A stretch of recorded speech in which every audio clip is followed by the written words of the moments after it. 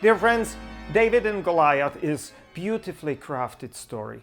The bucolic pastoral innocence of David is contrasted with a vulgar mercenary opponent. And more is there than meets the ear of the modern reader or listener. This story has the Hellenistic heroic legend written all over it. Besides the idyllic pastoral setting, the antiquity is further hinted by what is called the single combat, a ritualized substitute for a battle which has many classical echoes and was to indicate the antiquity here. And then there is David's glorious spolia opima, a stripping and repossessing of armor of his defeated enemy. And that was well-recognized trope, the highest rank of military achievement worthy of some dynastic founder. Similar legends circulated about Romulus, the founder of Rome, and some other heroes of antiquity. But that Goliath's armor, it itself is a clear example of an biblical anachronism. It does not simply fit what is known about the late Bronze Age Philistines, but it closely resembles the armor of Hellenic hoplite.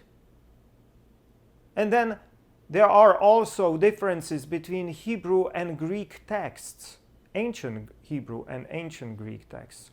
Almost always, Greek Septuagint contains textual expansions, is longer.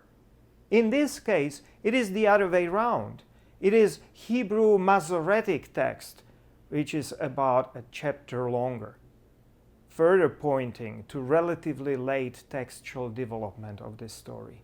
And so here we are. There are anachronisms in armor, literary preferences and sensitivities pointing to later times, textual differences between ancient texts.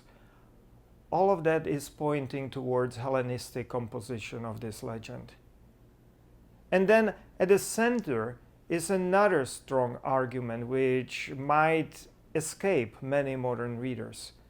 The very choice of David's weapon, his sling. And don't be seduced by it being skillfully and seductively presented as bucolic pastoral reference to David's background as a shepherd boy. That might be the case, but there is more there than meets the eyes of the current readers. A sling was a regular military weapon, and units of slingers were a well-established part of ancient armies from at least the time of Homer onward. And Xenophon in his Anabasis writes about deployment of units of slingers. And the archaeological finds of sling projectiles, stone, clay, and especially cast lead bullets all attest to the well-established and long-lasting use of this serious weapon. Without a doubt, there was a difference between a hoplite warrior like Goliath and a skirmisher, light infantryman, slinger like David. Hoplites were wealthy aristocratic citizens, while slingers were recruited from among the peasants. In Hellenistic times, slingers from the island of Rhodos were famous, while later, in the Punic period, the Balearic islanders were famous. And some of them killed Consul Paulus at the Battle of Cannae. So this difference of rank between Goliath and David, a hoplite warrior and a slinger skirmisher, made this tale immediately understood and appreciated all around the Hellenistic world.